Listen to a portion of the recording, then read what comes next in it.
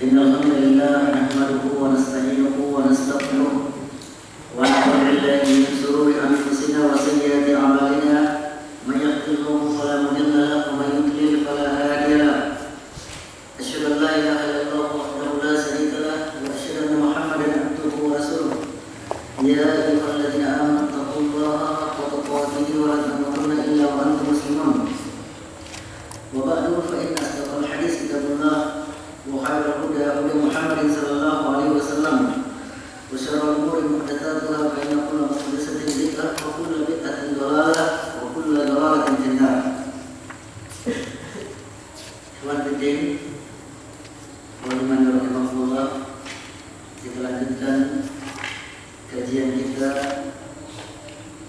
tentang beriman kepada hari akhir, yang mana di dalam pembahasan beriman kepada hari akhir termasuk di dalamnya adalah kita mengimani tentang berita-berita yang disampaikan oleh Allah dan Rasulnya Sallallahu Alaihi Wasallam tentang ciri-ciri atau tanda-tanda hari kiamat.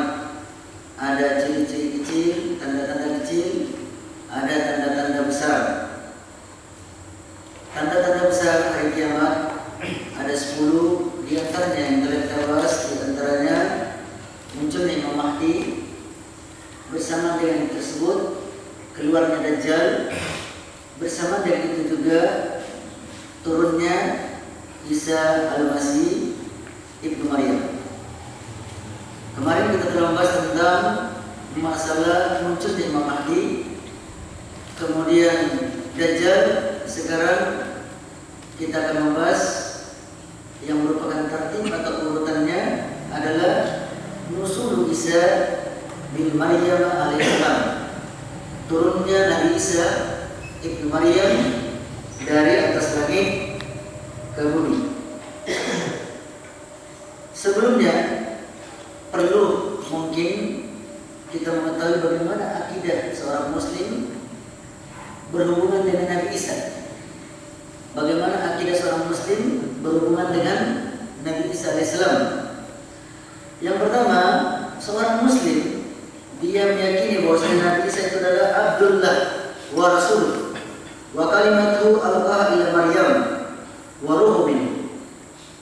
Nabi Isa itu adalah seorang hamba Allah dan Rasul Allah Subhanahu wa taala, dan kalimatnya Allah yang Allah berikan kepada Maryam. Kalimat yang dimaksud di sini adalah kalimat kun. Jadilah fayakun. Jadilah Maryam hamil dengan perkataan kalimat Allah kun fayakun, maka jadilah. Kemudian ruh minhu bukanlah maksudnya ruhnya Allah, tetapi kata minhu maksudnya ruh dari ciptaan-ciptaan Allah. Salah satu ruh yang Allah ciptakan yang merupakan ruh dari ciptaan Allah, sama dengan manusia yang lain. Allah ciptakan, kemudian Allah ciptakan ruh dari ciptaan-ciptaannya. Jadi bukan ruhnya Allah, tetapi ruh yang Allah ciptakan yang merupakan ciptaan Allah dari ruh tersebut. Kemudian yang kedua, annahu wulida min ghairi abi. Nabi Isa dilahirkan dengan tanpa bapa. Kama khuliqa Adam, sebagaimana Adam alaihissalam diciptakan dengan tanpa bapa, bighairi abi wa um, dengan tanpa bapa dan tanpa ibu. Kemudian wa annahu ahadul ulil izni minar rusul. Nabi Isa termasuk salah seorang dari ulul izni, dari para rasul. Rasul yang memiliki tingkatan lebih tinggi daripada rasul-rasul lainnya karena kesabarannya. 5 rasul yang merupakan ulul izni. Yang pertama Nabi Nuh alaihissalam, Nabi Musa, Nabi Isa, Nabi Ibrahim, dan Nabi kita Muhammad sallallahu alaihi wasallam. Dari 5 ini Sayyidul Mursalin Nabi Muhammad sallallahu alaihi wasallam. Kemudian yang kedua adalah Nabi Ibrahim sebagai Khalilullah. Kemudian khilaf ulama tentang masalah ini. 3 ini siapa yang lebih mulia? Sebagian ulama mengatakan Nabi Musa yang lebih mulia daripada ketiganya, tetapi sebagian ulama diam tentang ketiganya. Yang jelas bahwasanya mereka adalah termasuk ulul ilmi, yaitu nabi-nabi yang merupakan nabi yang mulia di antara para nabi yang ada. Kemudian di antara etika atau keyakinan Ahlussunnah wal Jamaah atau kaum muslimin terhadap Nabi Isa, wa annahu abdun laysa lahu min khasa'is rububiyyah wal uluhiyyah. Sesungguhnya Nabi Isa adalah hanya seorang hamba, tidak memiliki kekhususan dalam masalah uluhiyah atau rububiyah. Wa anna Allah qad adkhara alayhi yadayhi al-mu'jizat wal ayati ka ihya'il mauti wa ibra'il akmah wa annahu kallama an-nasa fil mahdi sabiyyan. Sesungguhnya Allah telah memperlakukan kepada Nabi Isa mujizat-mujizat atau tanda-tanda sebagaimana nabi-nabi yang lain. Di antara mujizatnya adalah ihya'il maut, menghidupkan orang yang mati dengan izin Allah. Kemudian ibra'ul akmah, menyembuhkan orang yang buta.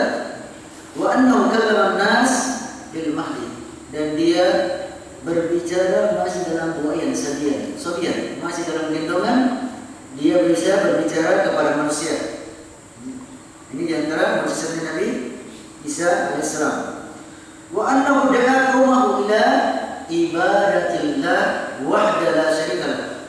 Sesungguhnya ajakan Nabi Isa mengajak kepada kaumnya untuk beribadah kepada Allah saja dan tidak berbuat syirik sedikit pun kepadanya. Bahkan kata Nabi Isa dalam surat Al-Maidah kepada kaumnya, innahu may yusyrik billah faqad harrama Allahu alal jannah wa ma'wahu nar wa ma lil zalimin min ansar.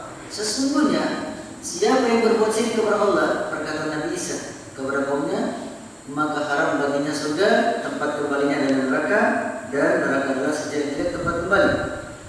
Kemudian di antara akidah kaum muslimin terhadap Nabi Isa, annahu basyara bi nubuwwati Muhammad SAW. Sesungguhnya Nabi Isa telah memberikan kabar gembira tentang kenabiannya sallallahu alaihi wasallam, Rasulullah SAW. Dalam Injil disebutkan tentang kenabiannya Nabi Muhammad SAW. Dia memberikan kabar gembira kepada umat bahwasanya ada nanti muncul di akhir zaman Nabi yang merupakan Nabi akhir zaman, yaitu kenabiannya Muhammad SAW.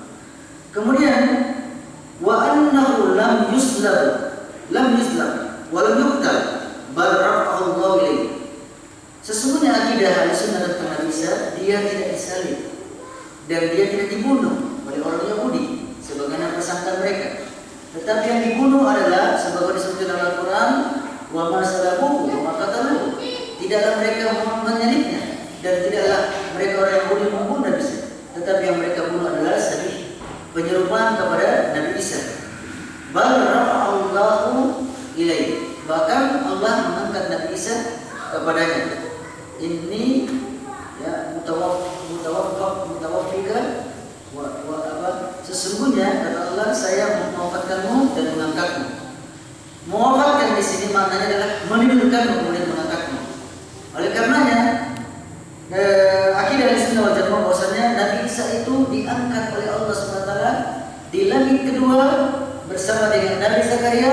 Nabi Zakaria wafat, tapi Nabi Isa diangkat, diletakkan atau disimpan di langit kedua, ruh dan jasadnya. Karena sebagian orang mengatakan bahwasanya Nabi Isa diangkat ruhnya. Ya. Semua Nabi diangkat ruhnya. Berarti dia ada keistimewaan demikian ini. Oleh karenanya pendapat yang merupakan akidah Ahlussunnah wal Jamaah, Nabi Isa diangkat ruh dan jasadnya di langit kedua. Nanti di akhir zaman ketika dekat kematiannya diturunkanlah oleh Allah SWT di langit, dapat dibunuh. Wa annahu yunsalu fi akhir zamani kama sayati tafsir dzalik.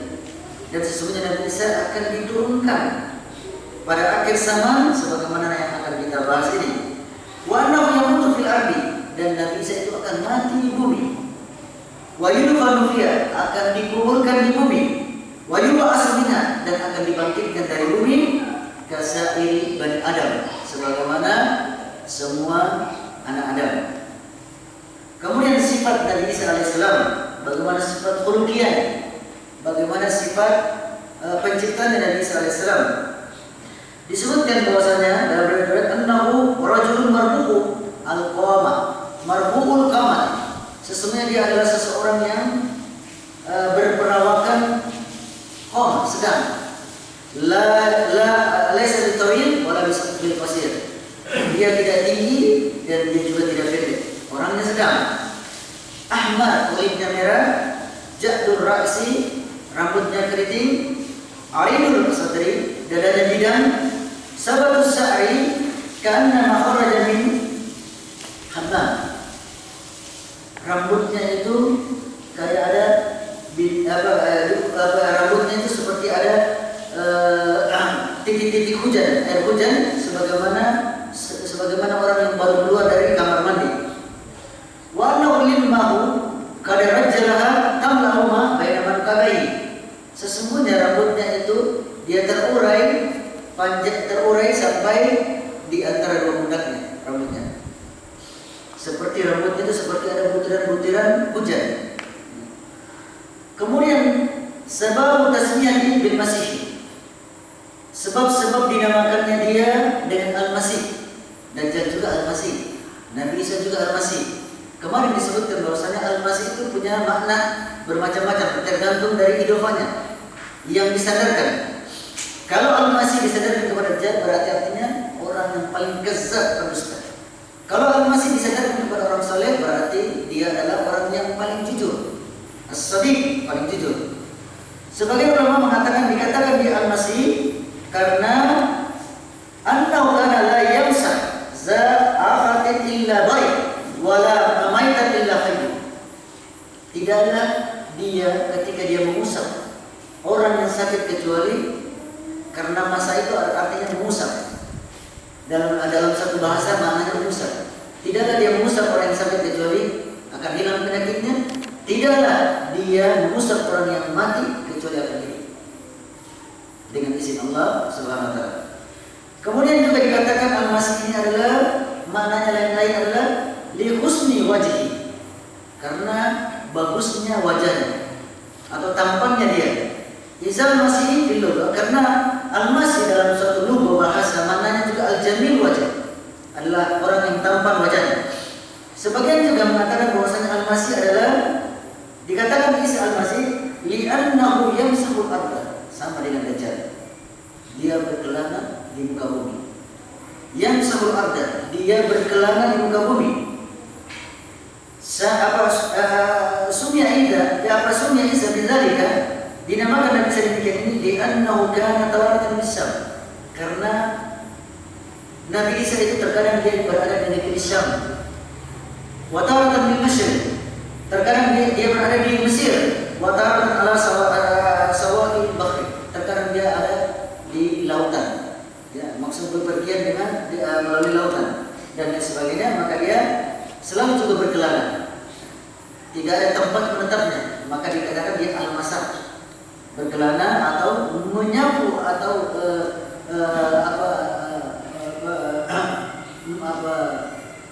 bersafar ke seluruh negeri atau ke sebagian negeri. Kemudian tawatur al-akhbari fi nuzulihi. Hadis-hadis tentang nuzul atau turunnya Nabi Isa ini mencapai derajat mutawatir. Bukan hadis ahad sebagaimana disangkakan oleh sebagian orang yang tidak mengerti tentang masalah hadis.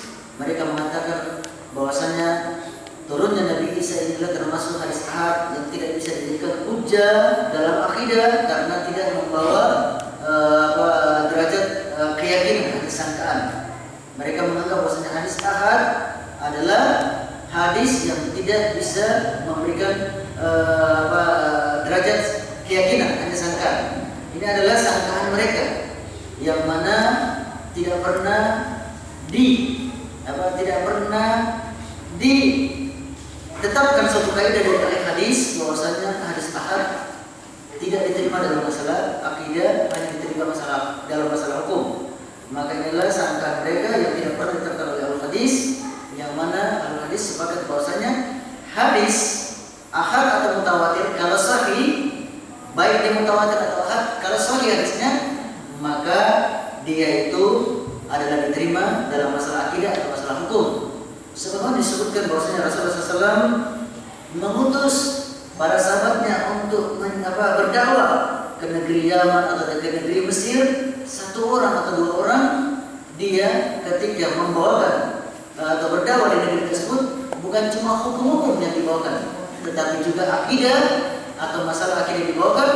Maka ini menunjukkan bahwasanya Rasulullah dan para sahabatnya menyatakan secara tersirat bahwasanya hadis ahad diterima, baik dalam masalah akidah atau masalah hukum. Kemudian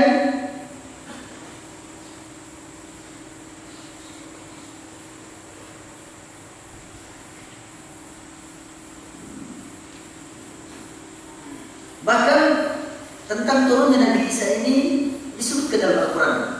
Dalam surat Az-Zukhruf ayat 16 disebutkan, wa innahu la ilmun lis-sa'ati fala tamtarunna biha. Sesungguhnya Nabi Isa itu dalam qiraat yang lain bukanlah ilmu tetapi la alam. Sesungguhnya Nabi Isa itu, qiraatnya Ibnu Abbas, la alam. Sesungguhnya Nabi Isa itu adalah satu tanda-tanda alamat tanda-tanda as-sa'ah, dekatnya hari kiamat. Disebutkan dalam Al-Quran. Sesungguhnya Nabi Isa itu atau turunnya Nabi Isa tersebut adalah termasuk tanda-tanda hari kiamat. Kemudian sebagaimana diriwayatkan oleh Imam Ahmad dengan sanad kepadanya sampai kepada Ibnu Abbas radhiyallahu anhu, dia ketika menafsirkan ayat ini kata Ibnu Abbas, fa huwa khuruju Isa ibn Maryam alaihissalam qabla yaum al-qiyamah. Maksud ayat ini adalah khuruj atau keluarnya atau munculnya atau turunnya Nabi Isa alaihissalam sebelum datangnya hari kiamat atau merupakan tanda hari kiamat. Bukan cuma hadis tapi ada ayatnya. Kemudian disebutkan dalam hadis sunnah, dalam sunnah marau saykhani, disebutkan oleh Bukhari dan Muslim dari Abu Hurairah radhiyallahu anhu, qala, dia berkata Rasulullah SAW bersabda, wallazi nafsi biyadi, demi zat yang jiwa berada di tangannya, kata Rasulullah SAW, la yusikanna, hampir benar-benar an yansila fikum ibnu Maryam hukman adlan fa yuksara as-saliba wa yuqtala al-khinzira wa yada'a al-jizyah wa yufid al-mal hatta la yuqbilu ahad hatta takuna as-sajdatu wahid khairun min ad-dunya wa ma fiha. Kata Rasulullah demi zat yang jiwa berada tangannya, sungguh sudah hampir dekat waktunya turun kepada kalian Ibnu Maryam sebagai hakim yang adil, fayuksira saliba, dia memecahkan salib, wayaqtula al-khinzira, dia membunuh babi, wayad al-jizyah, dia membebaskan pajak peti, wa yufidul mala, kemudian dia dengan bulan tersebut memberikan keberkahan harta yang banyak sehingga tidak ada seorang pun yang mau menerima sedekah. Tidak ada seorang pun yang mau menerima sedekah karena mau menerima sedekah orang kaya semua. Tidak ada seorang pun yang mau menerima sedekah atau tidak ada seorang pun yang mempunyai syarat untuk bisa menerima sedekah. Karena sedekah itu diberikan kepada orang miskin. Beda hadiah. Hadiah diberikan kepada orang kaya, sedekah diberikan kepada orang miskin. Syarat untuk menerima sedekah harus miskin. Beda hadiah atau infak. Tidak ada seorang pun yang memenuhi syarat atau tidak ada seorang pun yang mau menerima sedekah. Karena banyaknya harta ketika itu, sehingga pada waktu itu sujud satu kali itu lebih bagus daripada dunia di sini. Gambarannya orang yang sujud satu kali saja lebih bagus daripada dunia di sini. Disebutkan dalam riwayat yang lain, sehingga pada waktu itu singa dan sapi sama-sama mencari makan di satu tempat. serigala dan kambing sama-sama mencari makan di satu tempat. Tidak ada yang saling mau. Serigala tidak mau kambing. Bahkan anak-anak bermain ular karena ular tidak mau memakan. Memakan karena sudah cukup makanannya. Disebutkan karena bagusnya keadaan pada waktu. Oleh karenanya sebagian belum mengatakan bahwasanya hadis ini menunjukkan kepada kita bahwasanya kalau ditegakkan keadilan di muka bumi ini, maka akan keluar keberkahan. Manakala keadilan ditegakkan di bumi ini, maka akan keluar keberkahan. Bahkan disebutkan dalam satu riwayat di zaman Bani Umayyah ketika ditegakkannya keadilan, kalau tidak salah di zamannya Umar bin Abdul Aziz, ditegakkannya keadilan sampai ada sebuah gandum yang besarnya seperti biji kurma. Gandum yang besarnya seperti biji kurma. Karena begitu ditegakkannya keadilan di zaman tersebut. Oleh karenanya, kalau seandainya hukum Allah ditegakkan di muka bumi ini, keadilan ditegakkan, maka dengan sendirinya keberkahan akan muncul. Tapi sekarang ya, kita jauh dari hukum Allah, kita lihat keadaan kita demikian, hukumannya diberikan juga oleh Allah kepada kita. Kemudian sifat nuzuli, sifat turunnya Nabi Isa. Bagaimana sifat turunnya Nabi Isa? Ba'da khurujid Dajjal, setelah keluarnya Dajjal, wa ifsadihi fil ardi, dan kerusakan di muka bumi disebabkan karena Dajjal, yab'asallahu Isa alaihissalam fayansilu ila ardi. Maka Allah mengutus Nabi Isa, turunlah Nabi Isa di muka bumi. Wa yakunu rusuluhu indal manarati bayda syarqi dimaski yassam wa alayhi makhrudatan. Nabi Isa turun di menara Baydo, menara putih di sebelah timur negeri Damaskus Sam. Di sebelah timur, di arah timur Damaskus Sam, menara putih. Wa alaihi makhrudatan, dan di atas dia memakai dua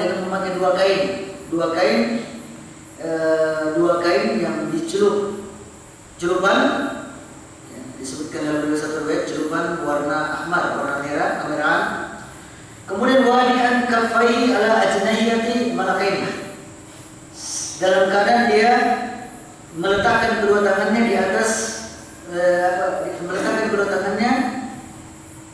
di atas dua sayap malaikat. Dua sayap di atas sayap dua malaikat, bukan dua sayap malaikat ya. Di atas sayap dua malaikat. Dan dia turun, dia memegang sayapnya malaikat, dua malaikat ya.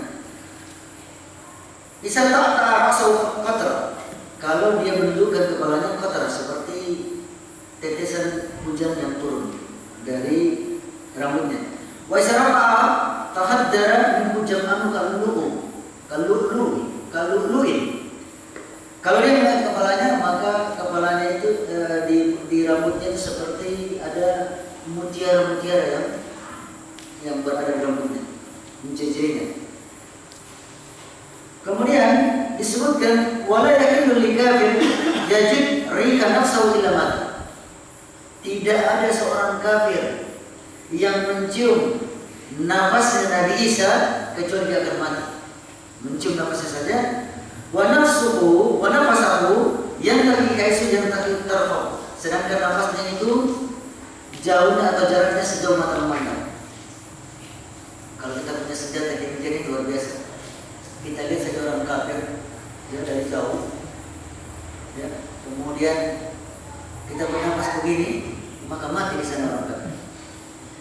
Luar biasa ya senjatanya. Kalau biasanya dengan orang itu ada semburan api. Kalau tidak ini, dia Nabi Isa ini nafasnya saja sejauh mata memandang, jarak tembaknya sejauh mata memandang.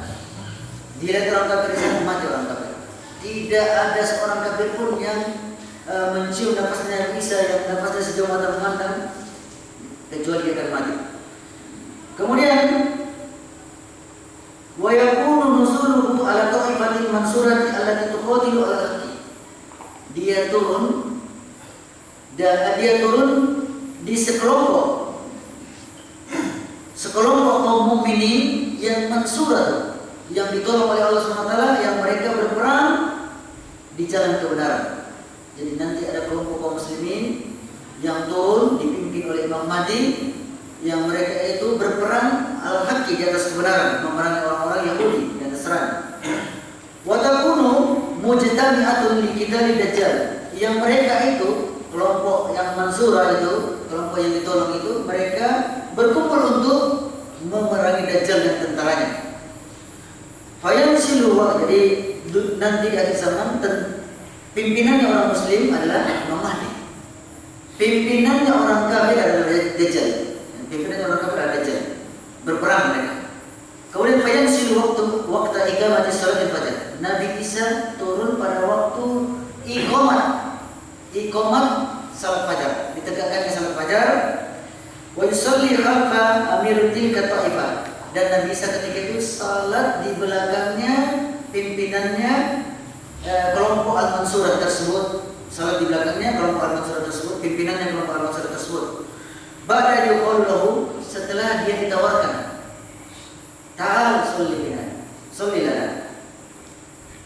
Setelah Nabi Isa ditawarkan, mari salat, pimpin kami salat. Kata Nabi Isa alaihi salam, la, tidak, inna ba'dakum ala ba'din umara. Sesungguhnya sebagian kalian dan sebagian lain ada pemimpin. Tuh apa? Takrimatullahi hasilun, sebagai pemuliaan kepada umat ini. Jadi Nabi Isa itu salat bersama dengan kaum mukminin ketika itu, dia sebagai makmum. Ya. Kemudian al-hikmatu bin nusul Isa alaihissalam. Hikmah turunnya Nabi Isa alaihissalam. Hikmah turunnya Nabi Isa alaihissalam, mungkin kalau kita ini mengatakan bahwasanya hikmahnya adalah untuk membunuh Dajjal.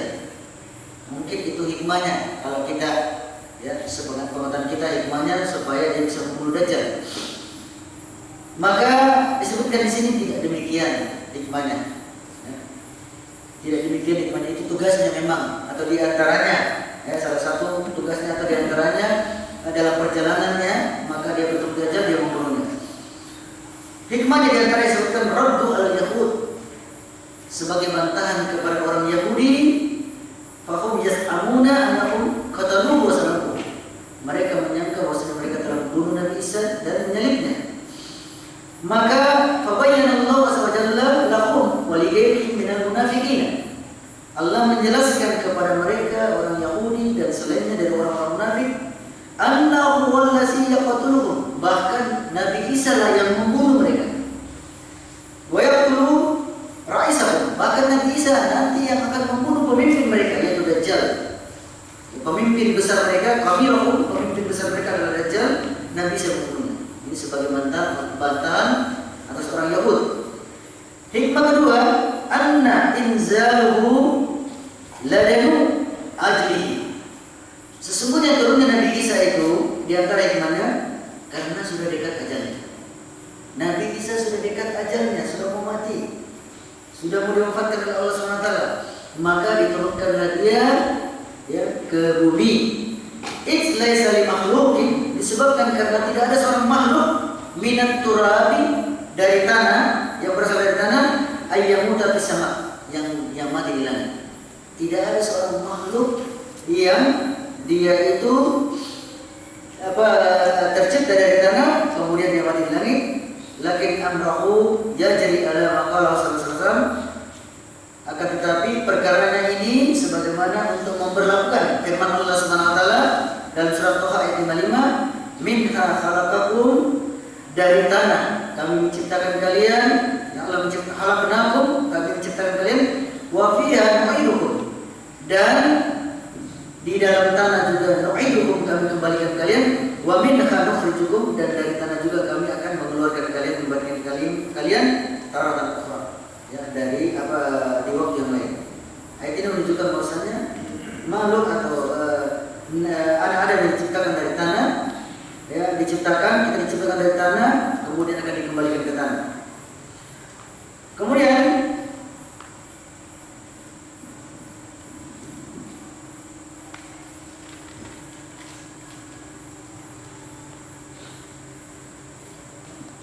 ini juga disebutkan bahwasanya Nabi Isa nanti ketika dia wafat, yusalluna alaihi, dia disalatkan oleh kaum muslimin ketika itu, wa yudfanu, maka juga dia akan dikuburkan oleh kaum muslimin sebagaimana para nabi-nabi yang lain dikuburkan. Bahkan disebutkan di sini dia dikuburkan di negeri Sam karena kematiannya atau seorang nabi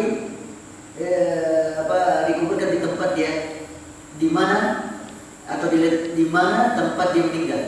Ketika itu dikuburkan di Syam atau dekat dengan kuburannya ibunya atau turunan-turunannya dari Bani Israil. Kemudian di antara hikmahnya anna Isa alaihissalam wajada fadla ummati Muhammad sallallahu alaihi wasallam fil Injil. Nabi Isa mendapatkan di dalam kitab Injil yang diturunkan kepadanya tentang keutamaan Nabi sallallahu alaihi wasallam. Maka ketika dia mendapatkan tentang keutamaan Nabi sallallahu alaihi wasallam dalam Injil, dia memasarkan fil Injil kasatin akhraja sata'ahu disebutkan dalam surat Al-Fat. Pada Allah, maka dia berdoa kepada Allah azza wa jalla ayyaj'alahu min ummati Muhammad sallallahu alaihi wasallam. Dia berdoa kepada Allah agar dia termasuk orang yang dijadikan sebagai umatnya Nabi sallallahu alaihi wasallam. Fastajaba Allah taala doa'ahu. Maka Allah mengabulkan doanya Nabi Isa wa rafa'u ila samai ila ayyanzila akhir zaman mujaddidan lamma darasa min dinil Islam. Maka dia diangkat ke langit kemudian dia sama diturunkan sebagai mujaddid dalam agama Islam. Fawafaqa khuruj ad-dajjal faqadalah. Kemudian bersama itu dia mendapatkan Dajjal keluar kemudian dia membunuhnya.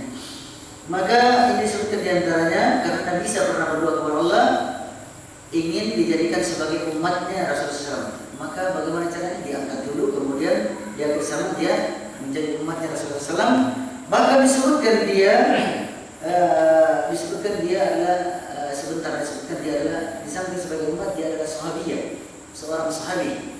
Disebutkan oleh pengarang kitab Sirul Alamin Nubala Az-Zahabi menyebutkan bahwasanya dia ini adalah di samping seorang umatnya, di samping dia sebagai umatnya Nabi, dia juga sebagai seorang sahabat. Kenapa? Karena dia bertemu dengan Rasulullah waktu Mi'raj di langit kedua. Seorang yang bertemu kepada Rasulullah, dia beriman dengannya, dia wafat dalam keadaan demikian, maka dia termasuk sahabat Rasulullah. Dan bahkan oleh karena ini mengatakan bahwasanya dia adalah sahabat yang Rasulullah SAW yang paling terakhir wafat adalah Nabi SAW. Kemudian di antara hikmahnya annahu yanzilu muqaddiban lin nasara. Turunnya Nabi Isa adalah untuk mendustakan Nasara, orang-orang Nasrani, karena ketika turunnya dia mendustakan dakwaan mereka yang batil. Kemudian ketika itu dia memecahkan salib, membunuh babi-babi dan melepaskan upeti atau pajak. Maka memecahkan salib dan membunuh babi yang merupakan salib adalah termasuk surah atau bentuk yang diagungkan oleh orang Nasrani, dipecahkan oleh atau dipatahkan oleh Nabi Isa alaihissalam. Maka ini termasuk sebagai bantahan atau pendustaan Nabi Isa kepada dakwaannya orang Nasrani yang mengatakan bahwa Nabi Isa adalah termasuk anak Allah, maha suci Allah dari apa yang mereka sifatkan.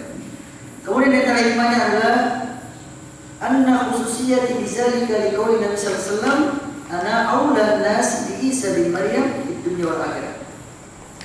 Ini adalah kekhususan disebabkan karena perkataan Rasulullah SAW, saya adalah orang atau manusia yang lebih utama dengan Nabi Isa, atau kedekatanku dengan Nabi Isa adalah saya adalah orang yang lebih utama. Karena tidak ada Nabi, ya, setelah diutus Nabi Isa sampai kematiannya, kemudian diutus Nabi SAW, tidak ada Nabi.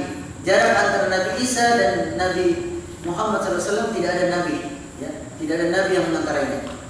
Jadi Nabi Isa kemudian Nabi Muhammad SAW. Jadi kedekatannya. Sebagian ulama mengatakan ada yang membatasi jumlah Nabi sekitar 124.000, sedangkan Rasul 312.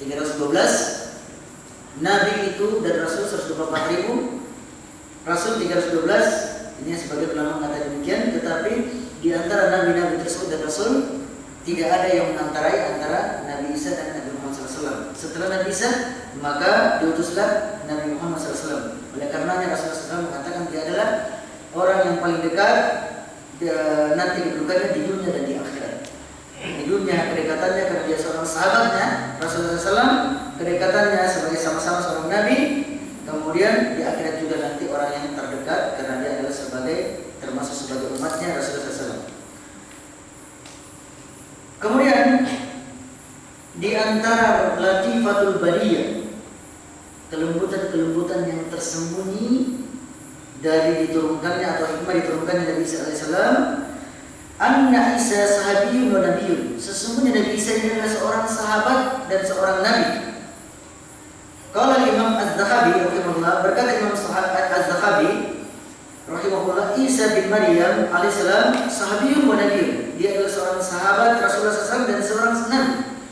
Fa innahu ra'a Nabi sallallahu alaihi wasallam. Sesungguhnya dia bertemu dengan Nabi sallallahu alaihi wasallam Lailatul Isra, ketika di malam Isra dan Mi'raj sallallahu alaihi wasallam, bahwa akhiru sahabatu mautan, dan dia termasuk sahabat yang paling terakhir meninggal. Sahabat yang paling terakhir meninggal. Karena dia meninggal di akhir zaman. Kemudian terakhir di antaranya dia membunuh Dajjal. Kemudian dia juga di antaranya hikmahnya dia menegakkan keadilan.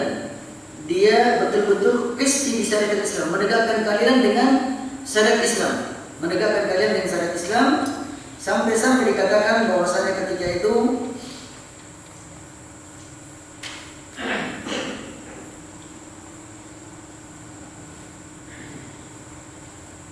dengan keadilannya ketika itu sehingga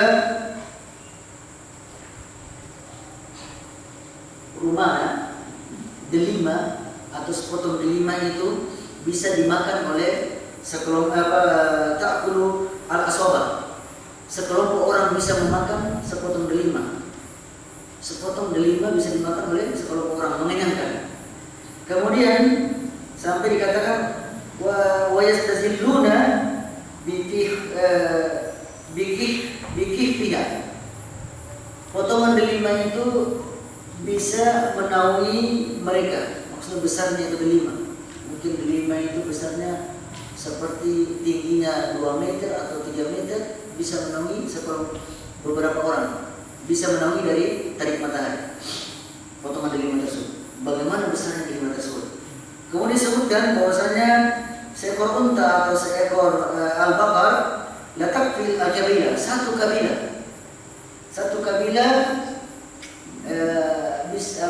satu ekor unta atau satu ekor sapi mencukupkan untuk dimakan oleh satu kabilah. Satu kabilah kalau satu suku. Semua orang Bugis, satu suku Bugis, kabilah Bugis bisa makan seekor sapi.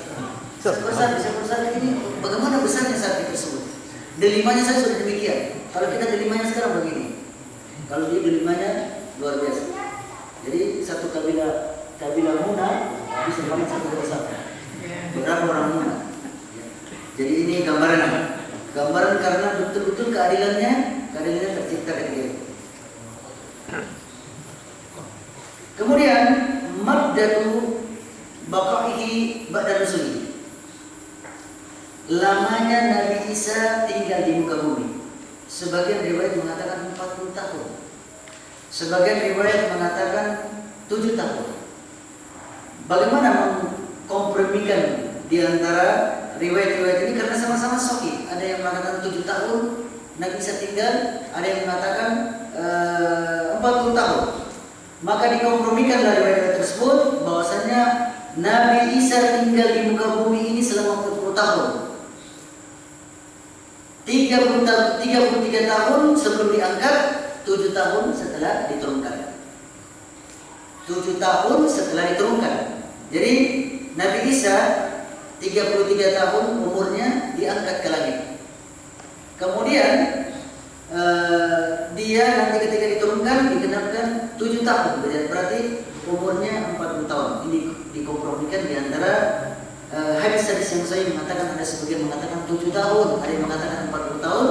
Maka dikompromikan bahwa Nabi Isa sebelum diangkat umurnya 33 tahun, setelah diturunkan ke bumi umurnya lamanya tinggal 7 tahun, berarti digabung 7 tambah 33 40 tahun tinggal di muka bumi ini, maka hataini riwayatani sahihatan. Dua riwayat ini adalah riwayat yang sahih, digabungkan dengan demikian ini, ya. Wa kana umruhu dzaka salasata wa salasina sanatan ala al-mashhur. Oleh karenanya umurnya Nabi Isa adalah 33 tahun menurut pendapat yang masyhur, kemudian ditambah 6 tahun, 7 tahun ketika turunnya di muka bumi.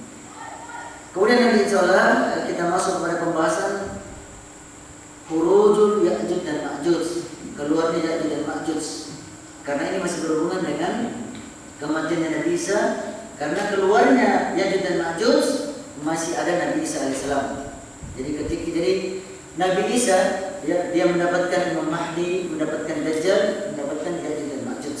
Kemudian setelah itu mati semua Ya'juj dan Ma'juj, kemudian tibalah umurnya, waktu wafatnya, maka dia wafat di sekitar negeri Syam atau di negeri Palestina, di Bukit Tursina, di sisi Bukit Tursina. Tursina, kan? Tur itu luar, asin, di Bukit Sin, jadi Tursin. Jadi ada namanya bangsa Tursina, ya mungkin bukan di Tursina sini, Tursina di Palestina. Nanti insyaallah kita akan lanjut, dan nanti juga kalau masih ada waktu kita akan selesaikan tentang ciri-ciri hari kiamat ini pada pertemuan depan. Kita masuk nanti kepada fitnah kubur dan azab. Demikian, mungkin ada yang menanyakan masalah ini atau masalah-masalah lain, pada silakan. Kalau kan disebutkan tadi bahwa sahabat Rasulullah yang paling terakhir meninggal adalah Nabi Isa. Sementara waktu Nabi Israel kan di langit pertama ketemu Nabi Adam alaihissalam, di langit kedua dia ketemu Nabi Isa dan Nabi Zakaria, kemudian berikutnya sampai langit ketujuh ketemu dengan Nabi Ibrahim bersandar di Baitul Maqmur. Jadi ini apa perbedaannya? Kenapa dia bukan sahabat? Sementara kan dia ketemu semua. Ya Nabi-Nabi berapa ketemu ini, dan dia kembali dan Nabi yang ketemu adalah rohnya. Orangnya. Iya. Sementara Nabi Isa ketemu roh dan jasadnya. Kemudian semua nabi-nabi tidak turun lagi ke bumi. Sedangkan Nabi Isa hidup di bumi. Kan Ustadz, waktu sebelum dia balik dari Israel itu Nabi kembali sholat di Masjid Palestina dan dia mengimami nabi-nabi yang ada. Iya, ada yang mengatakan bahwasanya sebelumnya atau sesudahnya itu adalah yang diimami adalah walalam, apakah jasadnya atau rohnya. Yang jelas mereka sudah meninggal itu berarti berpisah antara roh dan jasad. Kemungkinan kalau dari segi akaidah maka yang diimami adalah rohnya, atau kemungkinan dengan izin Allah kembalikan dulu jasadnya dan rohnya, maka dia menjadi imamnya di Masjid Baitul Maqdis. Jadi kesimpulannya bahwasanya karena Nabi Isa turun ke langit, ke bumi, yang dia masih hidup ketika itu, maka dia termasuk sahabat yang paling lama meninggal. Seandainya juga Nabi yang lain diberikan keistimewaan turun, maka juga mungkin dia menjadi sahabat.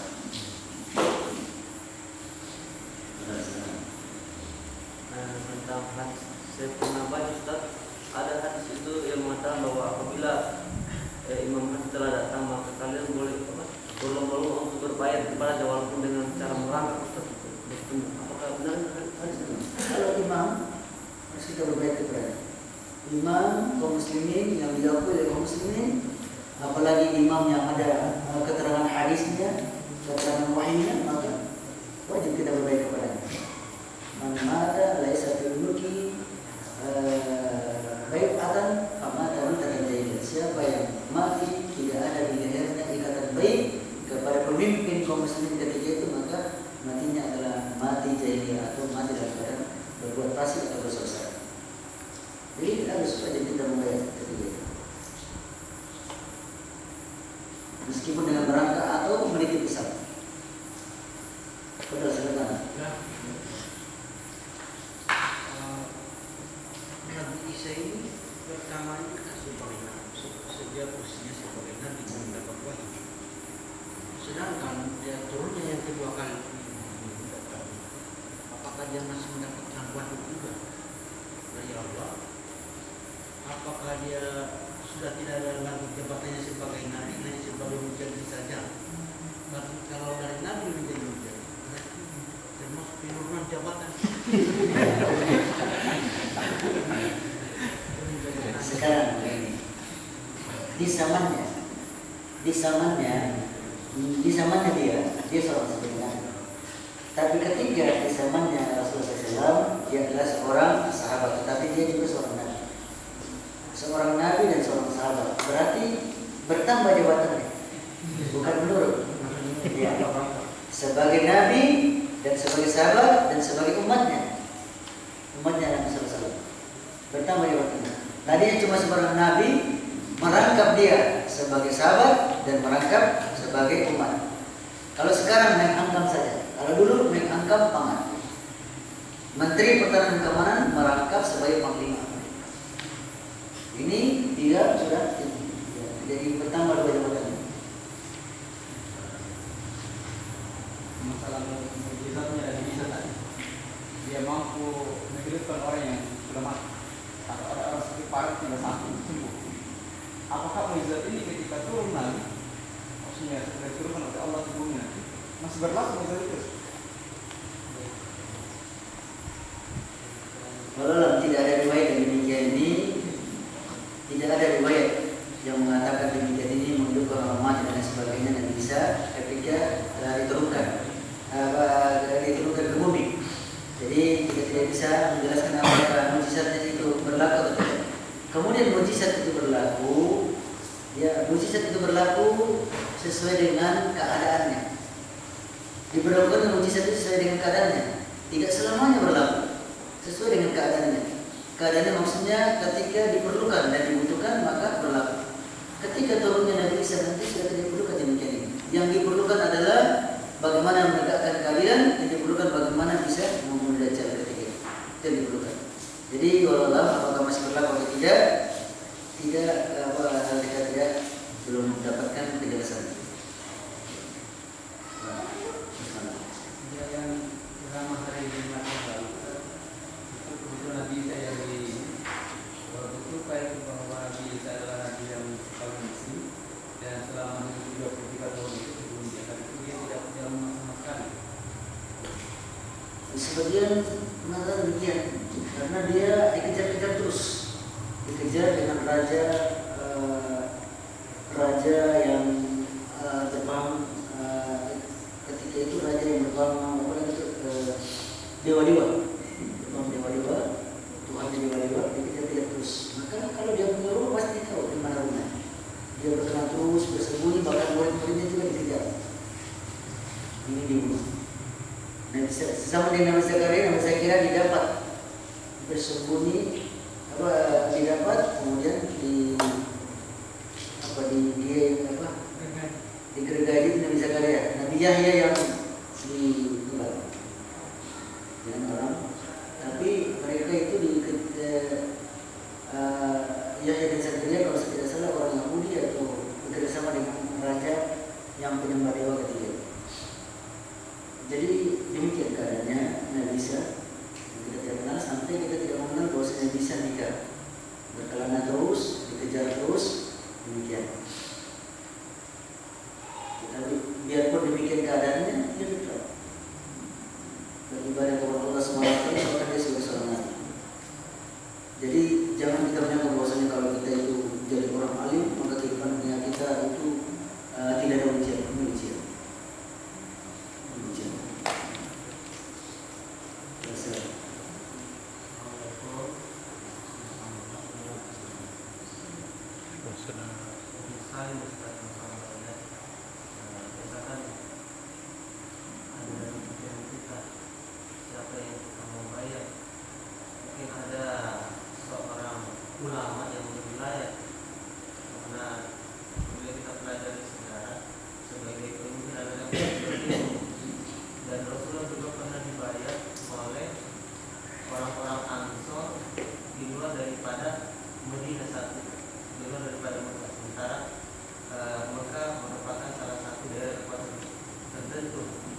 Apakah boleh kalau misalnya kita lebih condong membayar seorang ulama yang di luar Indonesia karena keilmuannya. Misalnya saya Al-Utsaimin, saya berbayar sama saya Al-Utsaimin daripada berbayar sama presiden misalnya. Walaupun saya juga tetap menghargai presiden sebagai penguasa di Indonesia, maka boleh. Berbayar itu bukan kepada ulama, berbayar kepada amir, pemimpin. Berbayar kepada pemimpin. Dulu di zamannya Muawiyah bin Abi Sufyan banyak ulama-ulama. Di zamannya Hasan bin Ali banyak ulama-ulama. Tapi mereka berbayar, banyak ulama sahabat mereka berbayar kepada yang merupakan pimpinannya mereka yang belum terpilih atau aklamasi atau suara yang terbanyak dia terpilih sebagai pemimpin kaum muslimin. Oleh karenanya maka yang baik itu adalah pemimpin, bukanlah ulama. Karena kalau kita membayar seperti Syekh, bagaimana dengan Syekh Bas, bagaimana dengan Syekh Albani dan lain sebagainya. Oleh karenanya tidak benar kita dibolehkan membayar kepada ulama, kecuali ulama itu dia sebagai pemimpin yang dipilih oleh kaum muslimin, yang diakui oleh seluruh kaum muslimin. Jadi demikian. Apalagi kita memakai dalil bahwasanya Rasulullah dibayar di Mekah pada waktu itu di Mekah bukan yang menjadi pemimpin bukan Rasulullah. Tidak bisa kita. Yang dibayar itu adalah kita membayar itu adalah orang muslim yang diangkat atau disetujui oleh ahli wa aqdi atau disetujui oleh para majelis syuro. Majelis syuro kaum muslimin menyetujui bahwa dia adalah pemimpin yang diangkat, maka dia adalah yang wajib kita bayar. Adapun ulama atau siapa saja, maka kalau dia bukan sebagai amir atau pemimpin tidak ada pembayaran kepada para ulama.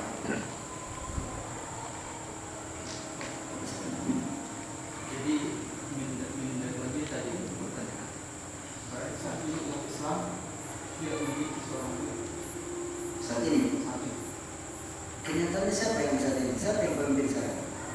Ada pemimpin-pemimpin negara, pemimpin-pemimpin negara atau pemimpin-pemimpin negara muslim yang kita juga diwajibkan berbayar kepada pemimpin yang berada di negeri kita kalau dia orang muslim. Jadi berbayar itu tidak mesti kita datang kepada pemimpin. Wahai pemimpin, saya berbayar kepada kamu. Ada wakil-wakil kita yang mewakili kita untuk berbayar. Maksudnya wakil-wakil kita itu dia sudah mewakili kita untuk berbayar, dan kita kalau berbayar tidak boleh ada kurs keluar dari ketaatan kepada pemimpin tersebut dalam perkara-perkara yang ma'ruf. Kurs itu maksudnya bukan cuma kita memberontak, tidak. Kurs itu ketika kita mulai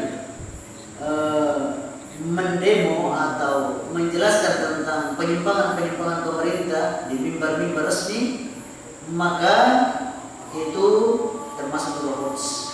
Jadi huruf itu jangan kita artikan hanya sebagai memberontak atau tidak. Ketika kita mencela pemerintah, maka itu termasuk huruf itu.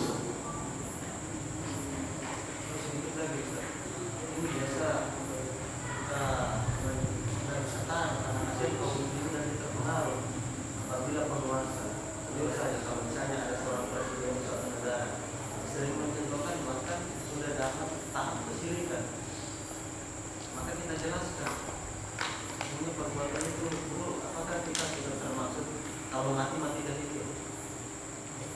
Maksudnya kalau menjelaskan keburukannya yang dia contohkan di depan umum. Kalau keburukannya yang dia tidak contohkan dalam umum secara sendiri, tentu kita tidak akan menjelaskan, kita akan nasihat secara ini. Artinya khawatir dan satu kaum muslim terpengaruh keburukan, menghalalkan misalnya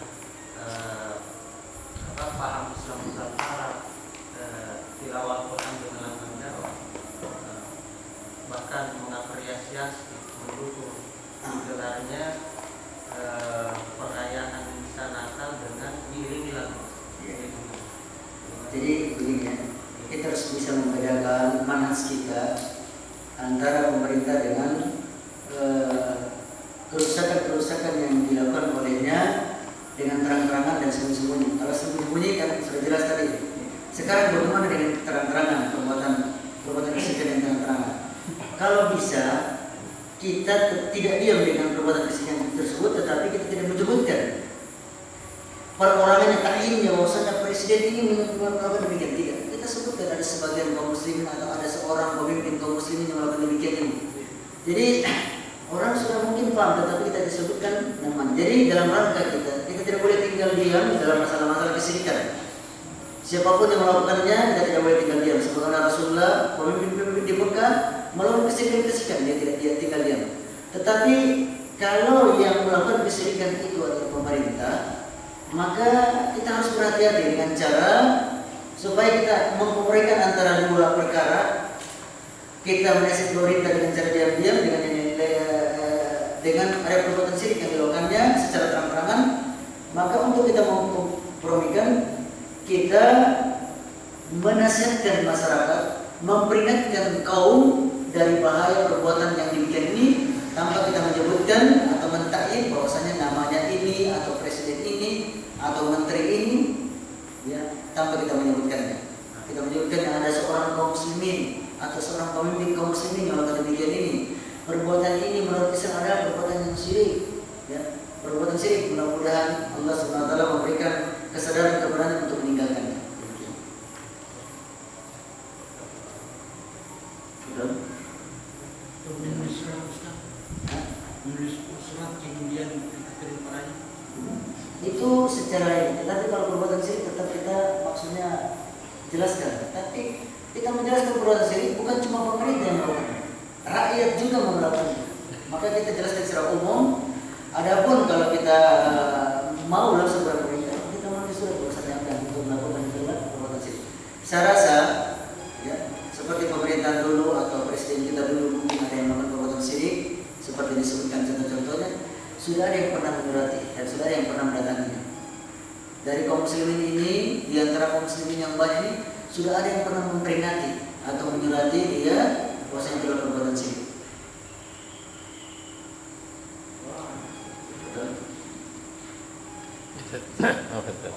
Tadi masalah ini membayati Ustaz. Jadi yang rancu sekarang ini kan berarti kan banyak kan kelompok-kelompok sedikit membayat, sedikit bayat. Kelompok ini ada bayatnya. Jadi ya begitu-begitu karena memang tidak memenuhi syarat sebagaimana yang dimasukkan hadis itu, berarti ada termasuk pengingkaran Ustaz terhadap hadis Rasulullah SAW. Ya sembarang bayat-bayat itu termasuk itu perbuatan pengingkaran terhadap hadis Rasulullah. Bahkan disebutkan dalam hadis bahwasanya kalau ada dua orang yang dibayat maka dibunuh yang belakang. Ada dua orang yang dibayat sebagai pemimpin maka yang dibunuh adalah belakangan yang dibayat. Mereka bayat-bayat itu berarti dosa besar ini Ustaz. Iya, bayat kita namanya. Bayat kita. Saya tidak boleh karena membayat itu kita namanya menjual diri kita untuk ba'a, dari kata asal ba'a ya ini bayatan. Menjual diri kita untuk taat kepadanya. Jadi bayat itu tidak boleh kecuali harus dengan itu pun dalam sebuah hadis dikatakan bahwasanya a'immatul minal Quraisy, imam-imam itu dari Quraisy. Maksudnya a'immatul ummah, pemimpin yang besar nanti kaum muslimin adalah dari Quraisy. Adapun pemimpin kita, pemimpin negara itu bukan a'immatul ummah. A'immatul pemimpin dalam konteks yang kecil. Maka orang yang berada di situ berbayat kepada pemimpinnya.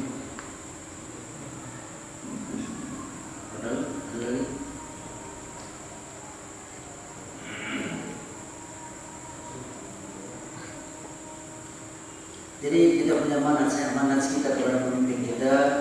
Disebutkan kalau kita ingin menasihat pemerintah haruslah dengan tidak diterang-terangan. Man arada an yansaha li sultan fala yubdihi alaniyatan faqyus biyadihi fa in qabila minhu fadzaka wa illa adda alaihi. Siapa yang berkeinginan untuk menasihat pemerintah, janganlah dia terang-terangan. Ambillah kedua tangannya atau tulislah surat kepadanya. Kalau dia terima maka itu adalah yang diharapkan. Kalau dia tidak terima maka sudah cukup bagi kita untuk kewajiban kita. Disebutkan dalam hadis Rasulullah